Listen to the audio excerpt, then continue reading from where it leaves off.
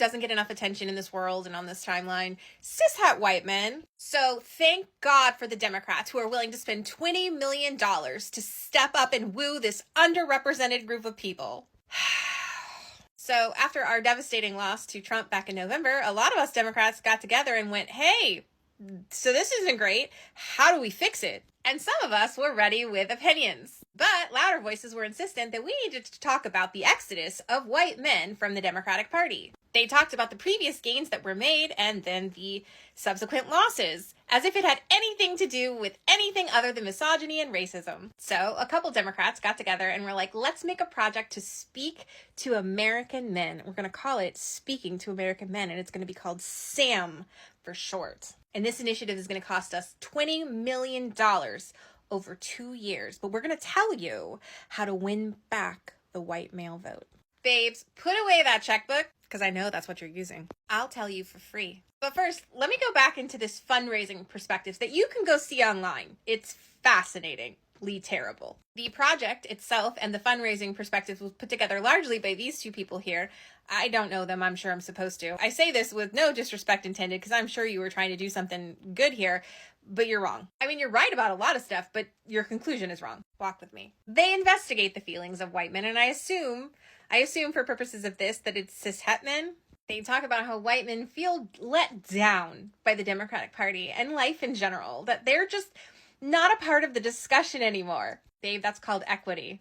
It's called equity. You're not the focus of the discussion anymore. That's the problem. So instead of using your white privilege for good, you slunk on over to enemy territory because you're like, ooh, they'll give me attention. You're not being oppressed. You miss being the oppressor. It's white supremacy. That's overwhelmingly what this report is missing. The report rightly gets that Democratic strategists did not put themselves in the right positions to woo Democratic voters, and that includes white men. The Democrats were unwilling to go into Republican spaces and have those conversations.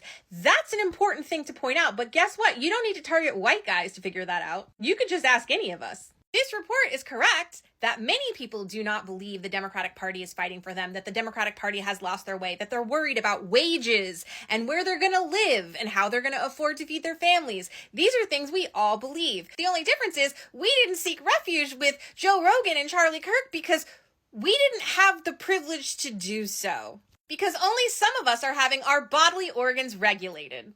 Imagine worrying about wages and retirement and being able to afford housing and provide for your family, and also having a senator crawl up your ball sack and regulate what you can do with it. That's why some white women didn't switch sides. To woo the other white women, just dress up as the patriarchy or call yourself an MLM. It won't take long. On a related note, and I don't know if you've noticed, but I'm not a black woman and I don't want to speak for them. But I want you to consider something that black voters have had to deal with. And I'm so sorry, I didn't say this, but I mean this for all of my content. If you're a black person watching, you probably don't need to be here. You can just scroll on by. You already know this and live it. I don't mean to lecture you. It's for everybody else. But for everybody else, imagine being a member of a marginalized group. Oh wait, if you're a white man, you already think you are. Okay, take that feeling of oppression, which is really just discomfort from not being the center of attention, but okay. Take that feeling and sit with it for a while. Imagine a major political party that you support, that you vote for, that your group of people historically has voted for over and over and over. Like you pledge unceasing support to that party. Now, imagine that party loses its way and maybe they stop fighting for you as aggressively and you're like, that sucks. But the alternative party literally wants to eradicate you from this country and the world in general. So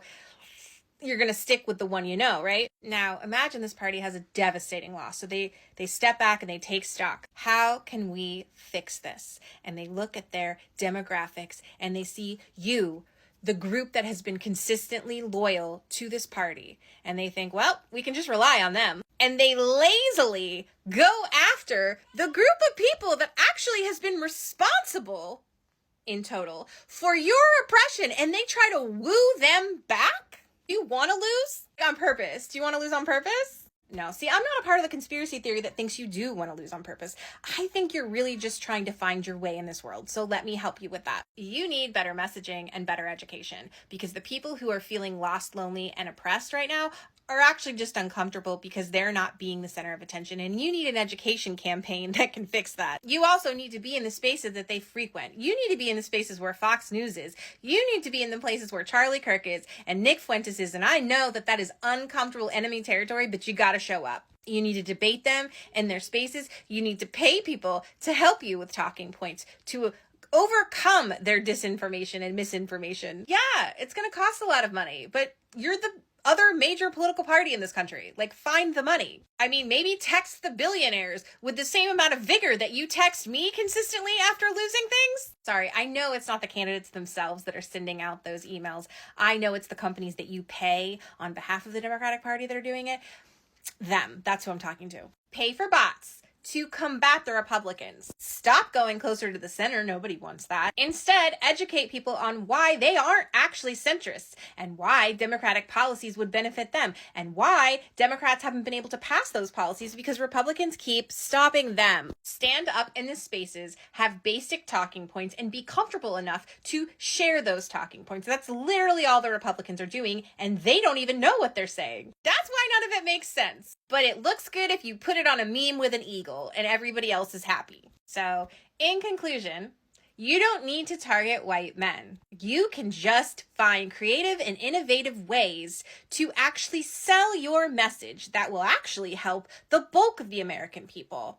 Use language that people understand, and above all, be authentic, because most of you got into this business, that's what it is, a business, to help people. I believe you mean that, and I believe you can do that. And if you need more help, you're going to have to pay me. But I'm totally willing to do it. Call me. And thank you to the many reasonable Democratic politicians that took one look at this prospectus and said, ridiculous. Thank you. Please be vocal about it. And thank you to anybody who stayed for the entire duration of this video. I know it's long and messy, but so is the Democratic Party, and we have to prevent fascism. So let's go.